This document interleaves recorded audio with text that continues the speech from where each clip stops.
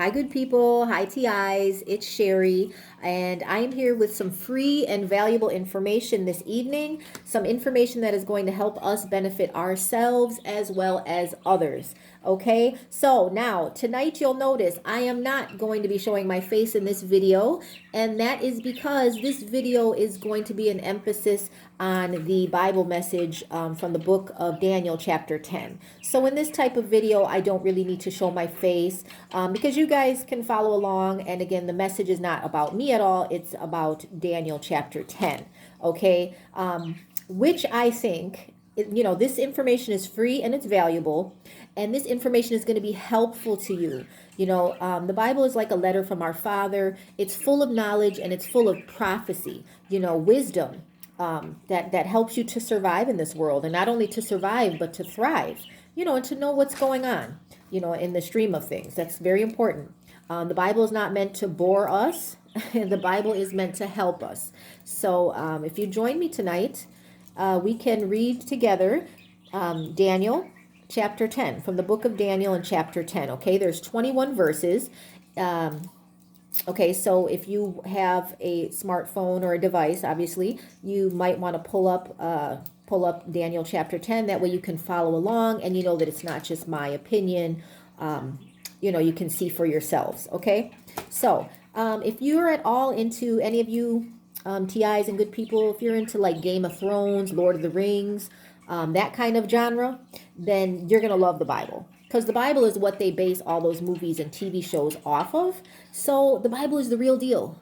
You are really going to get something out of this, okay? And it just lets you know we're all in this together. We really are. Like we talked about in the past videos, we started Halloween. I did a video on Halloween safety because of the, what goes on, with the demonic, spirit realm. And then, not to leave off on that, we also have to talk about the good spirit realm, the true God and Jesus and the good angels. And how strong they are, different from humans, where they're not made of flesh and blood. We talked a little bit about their powers and everything, what they're capable of, and how it's used for, to glorify the true God, and how, it can help us and benefit us, if the true God sees fit, to work with us in that type of manner. So yeah, let's encourage each other tonight and learn this information. Again, I apologize. I don't have an editor. I wish I could do a voiceover. I haven't learned that yet. But this message is simple. It's important. And you guys can follow along. Just open up Daniel chapter 10, okay? 21 verses. All right. So the main point about Daniel and his experiences is that he was a major prophet, okay, in service to the Most High, the true God. In fact, he was so favored. The true God looked so favorably upon him. He called him highly esteemed. Okay, so for the true God, the maker of the heavens and the earth, to say, to call you that, that's a compliment. Okay, so we know a little bit about what type of man Daniel was. Okay, and his life, actually, he was a high level government official in the kingdom of both Babylon, when Jerusalem was conquered. He was born in Jerusalem, but then Jerusalem was conquered, as it was prophesied by the true God, because they were being disobedient. Jerusalem was conquered by Babylon, and then later by Medo-Persia, which is now Iran. Okay, so he had an interesting life, So we're going to talk a little bit about his background. You hear the pages turning here. That's my notes. But okay, so 21 verses. And I'm going to summarize it, and then I'm going to read it, okay? Just so we can follow along, all right? Little background information helps. So 21 verses. Now, Daniel, again, the major prophet, he lived about 600 years before Jesus Christ, okay? Just so you can kind of get a timeline on when this is all happening. His name, Daniel, means God is my judge. Okay, so Dan, D-A-N, the long A, Dan, stands for judge. And Elohim is for God. So Daniel, right, is how it would be pronounced. So God is my judge. Okay, or God is judge. Same thing, right? Okay, so the major prophet Daniel, he was born in Jerusalem, and Jerusalem was conquered by Babylon. So he lived as an exile. And he was a teenager when that happened, just so you know. And he wrote this Daniel in the reign of King Cyrus. that was the king of Medo-Persia. Because after Babylon destroyed Jerusalem and all the, everybody was taken to Babylon, later Babylon was conquered again by the Medo-Persians, which is Iran. Okay, I think I've already said that. But yeah, so he was a teenager when this all happened. He had to go to Babylon. They changed his name. He was actually chosen along with some other men to be representatives to work in the royal court. Okay. And we'll read a little bit about that. But basically the people who were chosen for that, you can imagine, they had to have no flaws. They had to be handsome. They had to be smart. They had to be suitable for instruction, okay, with no defects. Okay, they weren't playing around. This was high level positions. Okay, they were representing Jerusalem, of the true God, right? So yeah, he ended up getting a position. His career, he was a high-ranking government official. I guess for like the United States, it would be the equivalent of somebody like a cabinet member, so somebody that has direct contact with the president, or in this case with the kings. Okay, and one reason for that, Daniel had the gift from the true God that he was a wise man, so he was able to interpret visions and dreams. Okay, which, oftentimes the true God talks to everyone, including world leaders, right? Like King Nebuchadnezzar, King Cyrus, okay, the respective kings of Babylon and Medo-Persia. He spoke to them through visions. Even though they weren't worshipers of him, he can still, right, through, communicate with them. And Daniel, being a prophet, would also get a message from the true God, and he would be able to interpret the dreams. Okay, for these kings, these dreams and visions. Now, this job was high risk. Okay, don't think he was just living it up. He was. It said that, he got to sit at the king's table and eat the finest foods and drinks and everything. And he was highly esteemed by the true God. So, why wouldn't he have that type of position? But now his job was very high risk, I wanted to bring out, in two ways.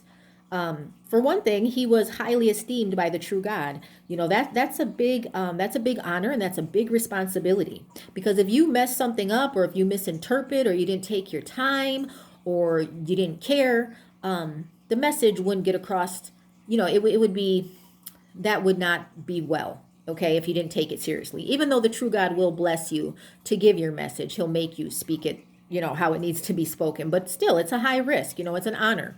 Same thing now with the human kings. Nebuchadnezzar, because remember, he lived through two kings, Nebuchadnezzar of Babylon, and then also King Cyrus the Great of Medo-Persia. Now, King Nebuchadnezzar had his own wise men killed, just to give you some idea of how high risk this was, okay? He had dreams and visions, and his own wise men could not interpret them. Well, of course not. They were not worshiping the true God. They were pagan. So, the true God was the one sending the message. He wasn't going to, divulge to them the truth about the situation. No, of course not. So they couldn't interpret the dreams to the king, and the king had them killed.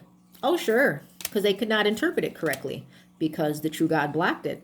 So now, however, Daniel, being the true prophet of God, being a prophet of the true God, he was able to interpret those dreams and visions accurately, correctly. Okay, prophecy. He was a prophet, a major one. Okay, there was 4 in the Bible, and he was one of the major ones. All right. So that was a little bit about Daniel. Again, he was born in Jerusalem, and when Babylon captured Jerusalem and took exiles, he was a teenager. At the writing of when he wrote the book of Daniel, he was actually in his, he was elderly, so maybe in mid-80s, something like that. All right, just to give you an idea again of the time frame that we're talking about here. So that's a long time to be living as an exile. He had his name changed. They gave him a Babylonian name, and he spoke the language. And also, too, in his position, he, being like a cabinet member, he had the authority to assign other men in the kingdom, other Israelite men, to oversee other activities, So again, high level government jobs, these positions, these people were having, So there are good people in government. So, government sometimes gets a bad rap. Government is just a group of people. And in every group of people, you got your good and you got your bad. Just wanted to point that out, okay? Of course, Satan has his people in government, but the true God also, there are still people who worship the true God that serve in government. Okay, Daniel being a prime example. All right. Okay, so now at the time of this Reich and everything, you have to understand the Israelites were exiled from their homeland, and this was prophesied. Again, it was a punishment because they were going against what the true God wanted. So they knew this was coming, and they were exiled, and they were living in Babylon, which was later conquered by the Medo-Persians. Okay, so they went through two kings. That tells you something too about the political climate. Can you guys kind of picture yourselves there? Think of it, when kingdoms turn over, especially world powers, that's usually a lot of warfare. Okay, one empire doesn't usually just give up very easily, right? Okay, you take this, we'll take that. No, right, guys? No, that's not how it works. There's a lot of warfare. There's a lot of fighting. There's a lot of death. There's a lot of political upsurgence. It's a lot of a turmoil that these people were living through. Okay, so that was the climate. Now, so back to Daniel, with him being a prophet for the true God and working for the king, okay, he was a messenger of sorts, right? He would interpret visions, he would interpret the dreams, and it was getting around the time, and he wanted to know what the Jewish people wanted to know when it was time to return to Jerusalem to rebuild the temple. When would they be released from captivity? When would they get out of the exile? When could they go home, right? Even though men like Daniel, having left Jerusalem or having been taken from Jerusalem in his teen years, he had lived most of his life in Babylon and Medo-Persia, spoke the language and everything. So, but still, the people wanted to know. They wanted to know when they were going to rebuild the temple for the true God. Okay, this was of utmost importance to them. Okay, and so Daniel prayed on it because he asked the true God for the answer. 21 days he fasted. He had no food. He didn't have any meat, and he didn't have any wine. He also didn't put any oil or lotions on his body. You can imagine I'm assuming the climate over in Medo-Persia is probably very deserty, okay, more than, say, Midwest and United States. So oils and lotions were important, you can imagine, for the hair, for the feet, for the body. Well, even here in the Midwest, it gets cold and whatnot, and yeah, we have to put on our lotions and stuff. It helps soften our skin, makes us smell good. It's part of our caring for ourselves. But because that was, Daniel was praying on an answer, so that was part of that, what am I trying to say? Part of a sacrifice for himself. The answer was so important to him. So the true God does end up getting back to him, okay? So picture this. Daniel is standing on a riverbank, the river Tigris, I'm not sure how to pronounce it, but he's finally going to get the answer to his question. So a man approaches him, but it's not a man, it's an angel. An angel, Gabriel, that looks like a man. He's dressed in linen, the Bible describes it in chapter 10, which we'll read. He has a belt of gold and a body like topaz, okay? So topaz, if you can imagine, it's a gemstone, so it can either be, like I was reading, it can either be pale blue or golden brown or yellow orange, glowy. Picture something glowing. We talked about this before, how the angels, the spirit persons, they're on a higher frequency, so they tend to be described always in the Bible as glowing and very bright. So this particular angel, Gabriel, had a body like topaz. So there he is, Daniel standing. He had been fasting. I'm sure he was hungry. He was not, who knows what else, just not very moisturized, and really wanting these answers. And he was finally getting his answer. So here comes the messenger, Angel Gabriel, to give it to him, okay, from the true God. Because again, we never approach the angels directly for communication. No, we approach the true God, and this is an example of it. And Daniel would know, being a major prophet. He went directly, prayed directly to the true God, and the true God was giving him his answer through the messenger angel Gabriel. All right, so here's Gabriel. Another way it describes him, body like topaz, a face like lightning, Okay, can you imagine? You know what lightning looks like? It's beautiful and it's powerful, but it's kind of, it's kind of very bright to look upon, a little bit scary for us humans. I mean, I always think, wow, the wondrosity, is that a word? Wondrosity? The fabulosity of it, just lightning. So somebody's face, an angel's face looking like lightning. Pretty different, guys. I don't know. Also, it says his eyes were like flaming torches, again with the glowing eyes. Okay, very bright beings. And then it goes on to say his arms and legs, we're talking about Gabriel, still the angel, the messenger angel. His arms and legs looked like gleaming burnished bronze, and his voice was like the sound of a multitude. Did you catch that? His voice was like the sound of a multitude. So meaning his one voice, he was one angel, but when he spoke, it was so powerful, it sounded like a crowd speaking. Oh my goodness, right? Frequencies, they're just on such a higher frequency than us, and they're so powerful. For us human beings, flesh and blood, that's hard to imagine. So, so Daniel was there. I'm summarizing. We're going to read the actual scripture, but it says in the scripture that Daniel got scared, and his companions. Imagine he's a high-ranking government official. He had people with him. They all ran. They ran and they hid themselves. The scripture says they left him alone. And then it goes on to say that he didn't have any strength. He got deathly pale and he felt helpless. So you know how it is when you get so scared. You literally get pale because your blood drains from you because you're just, shaking in your boots. You're scared. It's very rare that we go through that as people, but you'll know it when it happens. So, apparently meeting an angel, even though he was a good angel, that's such a powerful experience. And just the spirit person themselves and the true God, they're so powerful that it can be, it just describes Daniel's feelings. He felt helpless and he felt his strength, he had no strength at that point. So he was scared and his friends had ran away, or his people, whoever he was with. And the angel Gabriel, again, I'm paraphrasing, summarizing. We're going to read the actual scripture, but basically the Gabriel says to him, you who are highly esteemed, consider. So he's saying, the God, true God highly esteems you. Consider carefully what I'm going to say to you. And he said, the true God highly esteems you because you gained an understanding and you humbled yourself before the true God. So these are the qualities that the true God appreciates and values. Okay. Gain understanding and humble yourself. Don't think you know everything. We don't know everything. My goodness, all the mysteries of the true God, we only know a smidgen.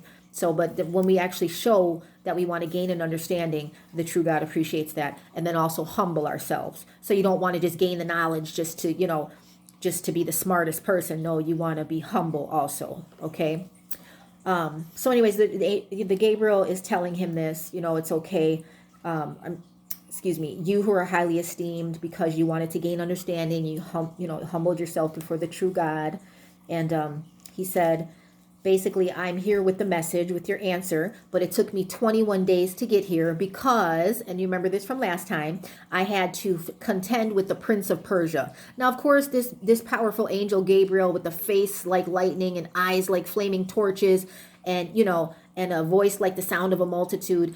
It didn't take him 21 days to fight a human. No. He was fighting another demon angel, okay? So a demonic representative of Persia, okay? Prince of Persia, demon prince of Persia. Because behind every human government, there is obviously a demonic representative, as well as, of course, the true God has his angels in there as well, okay? So that's where spiritual warfare, right, guys? It's not just us on this earth. Okay. We know that. Yes, we do.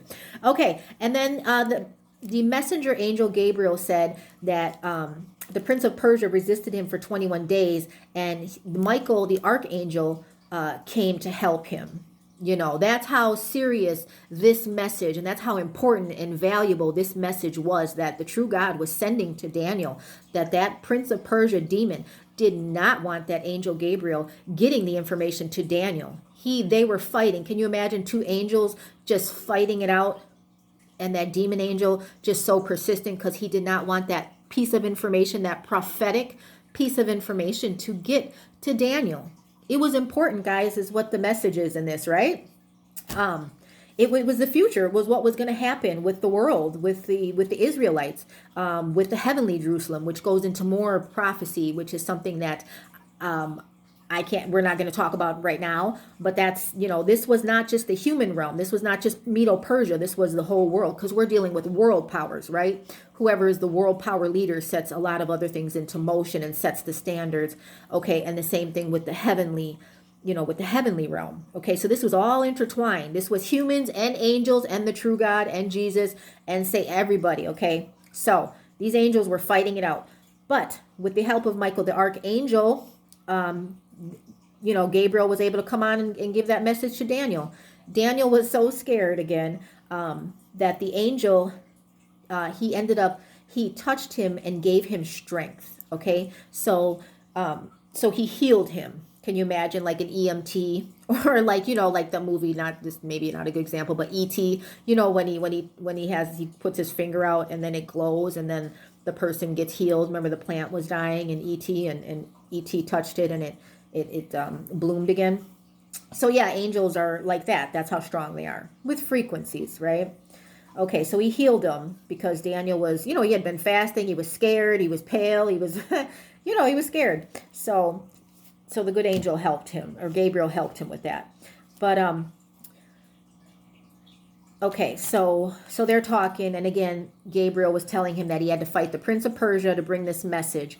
And one important piece, now don't miss this, guys, don't miss this. One important piece of this message was, here's what he says. Okay, and we're going to read the actual scripture in a moment. But he says, I had to fight the Prince of Persia, and to get here, it took me 21 days. He delayed me fighting so hard. Had to call Michael, the archangel. And then he said, soon I'll return to fight him again, the Prince of Persia. Okay, and then here's the prophecy part. Then he'll have to fight the Prince of Greece, is what Gabriel told Daniel. Okay, now here's where you have to think. Greece wasn't, why would he be fighting the Prince of Greece, the demonic angel of Greece? Why would that be? Guess what, guys? After Medo-Persia was taken over, guess who took it over? Ding, ding, ding, ding, ding. Got it? Greece. Greece was the next world power after Medo-Persia. And this angel Gabriel was telling this information to Daniel 200 years before that actually happened, before Alexander the Great conquered Medo-Persia. You got it, guys? You get it, how it's prophecy? 200 years before it actually happened, major prophet Daniel had prayed to the true God, and the true God gave the message to Angel Gabriel to deliver it to Daniel. And there you go. That's Bible prophecy. Can't be made up. It was printed before it ever happened. Okay? So, that was a prophecy. They were basically saying with the world powers, and if you know anything about the world powers, first it was Egypt, of course, then Babylon, then Medo-Persia, and then Greece.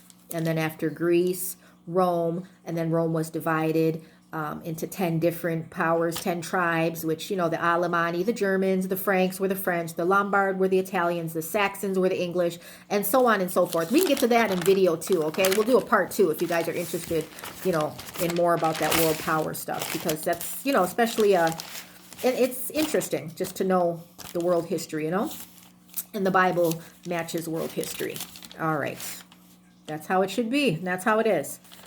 So, with no further ado, sorry if you hear my pages turning here, but with no further ado, let's go to the actual scriptures and just read together what I just summarized. Okay, that way you'll know for yourself, and then we'll be done.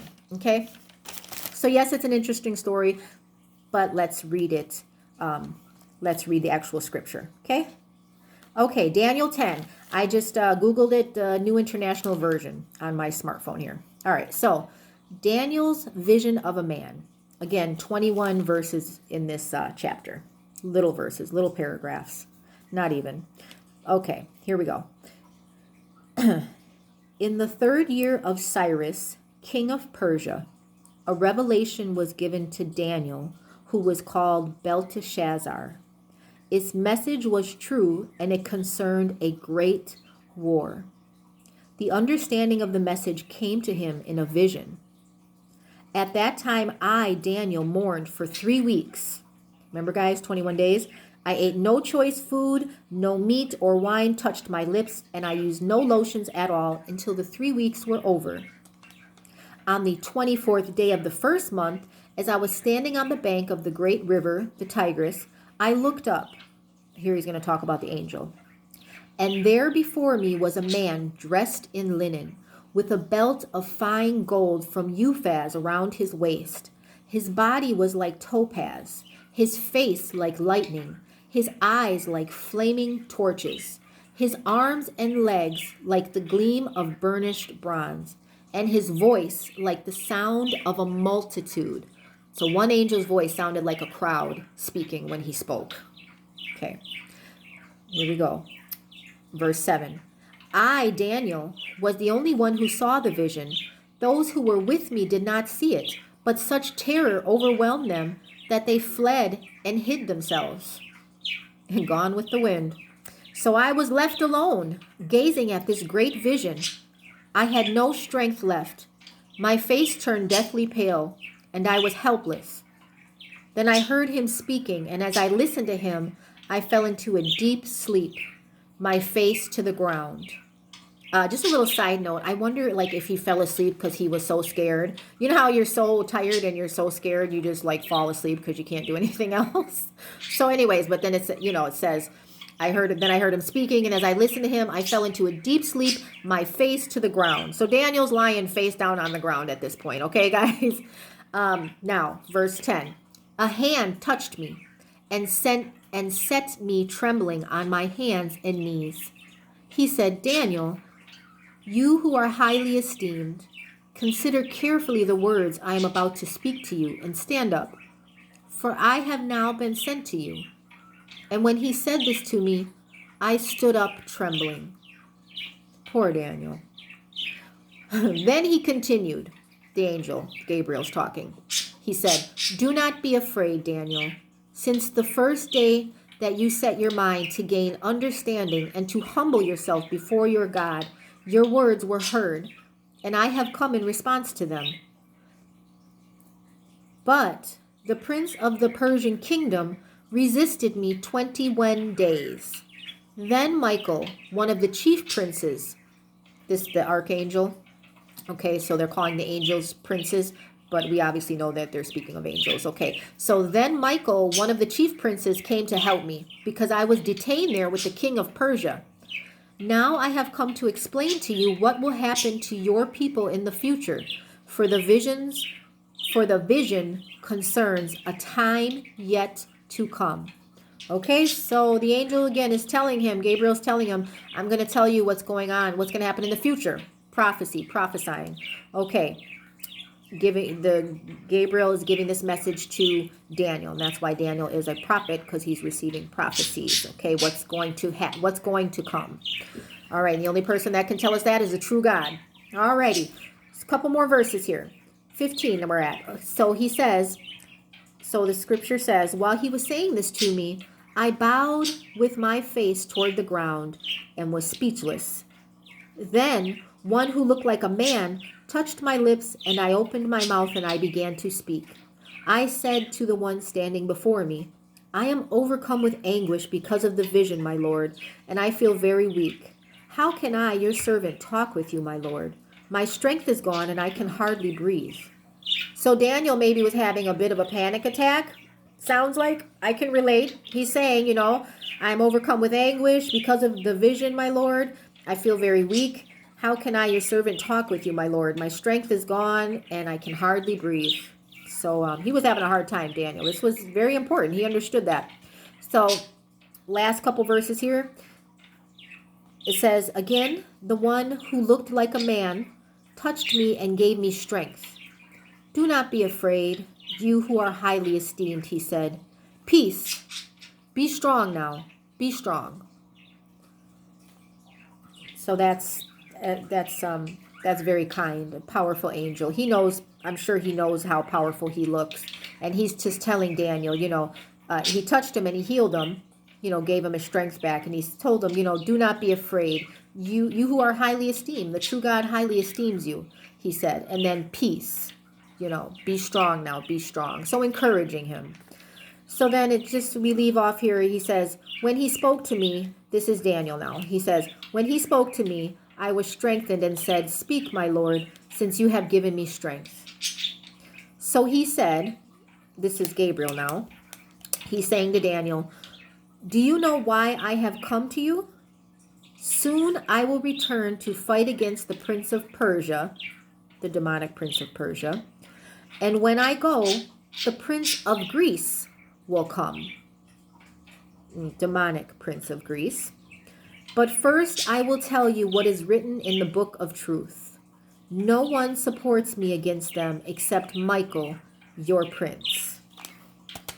And that's, a good angel, the archangel Michael he's referring to.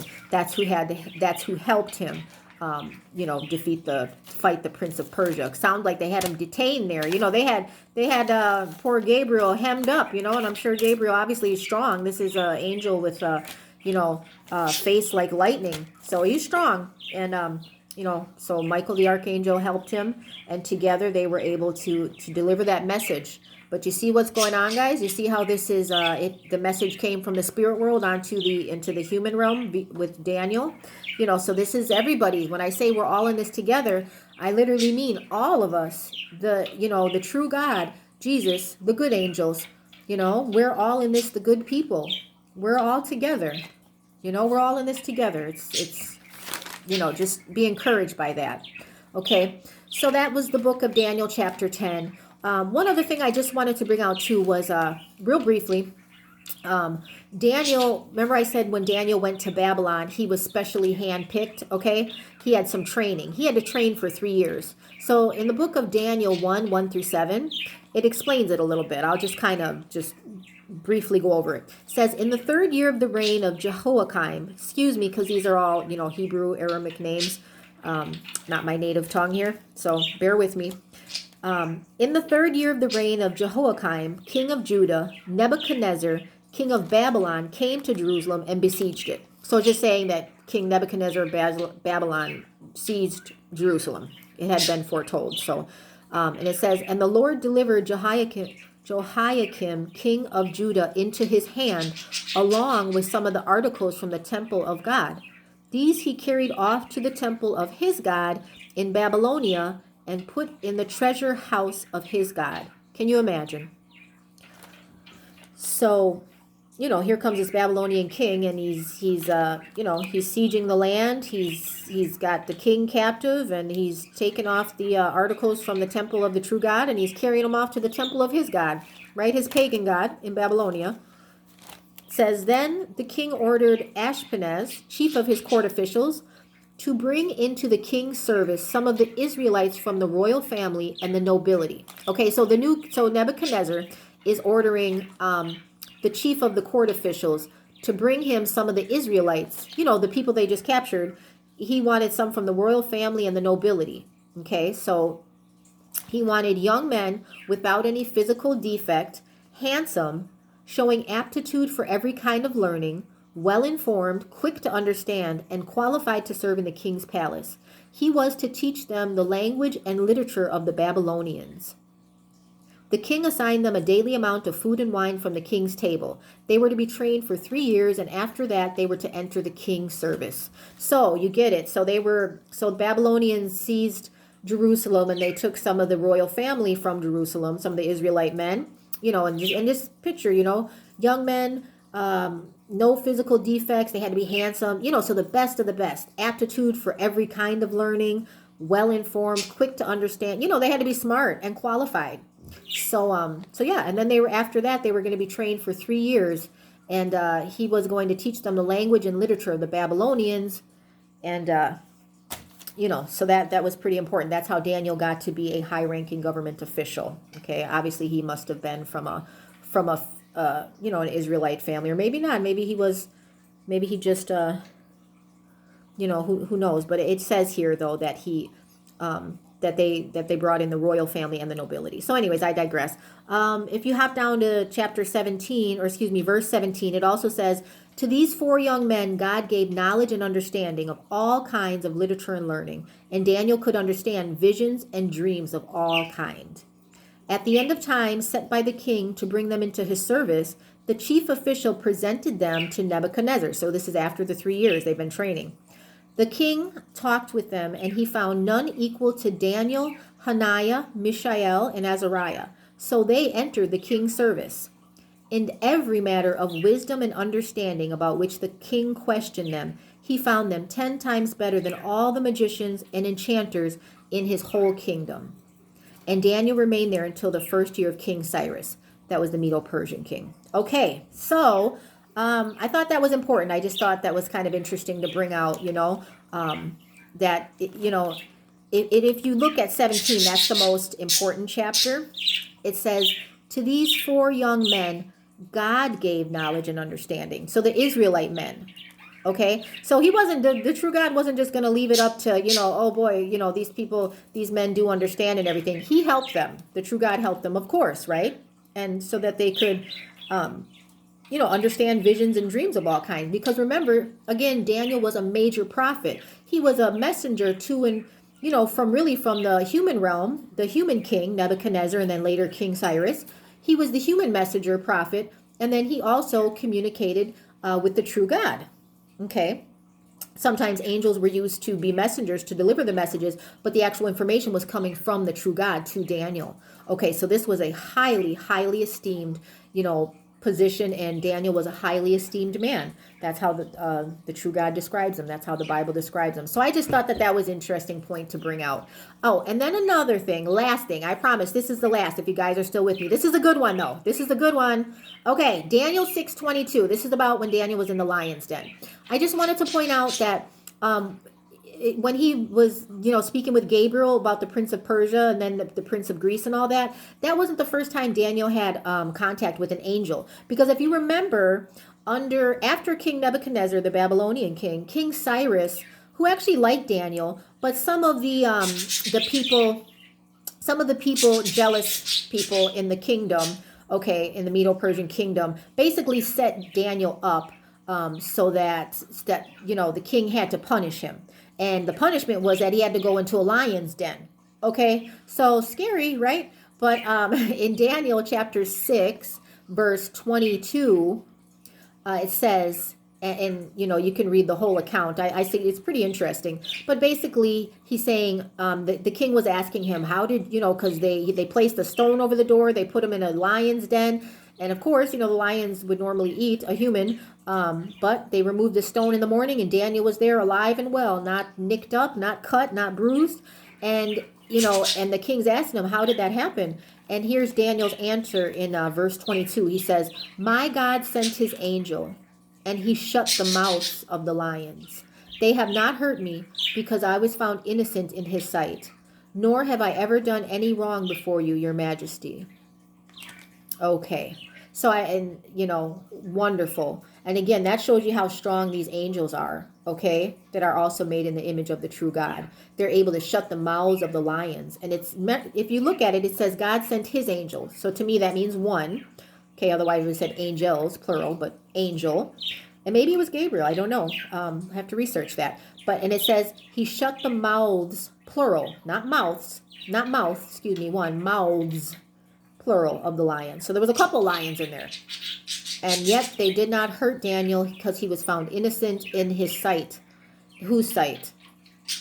The true God's. Nor have I ever done any wrong before you, your majesty. This is Daniel talking to King Cyrus.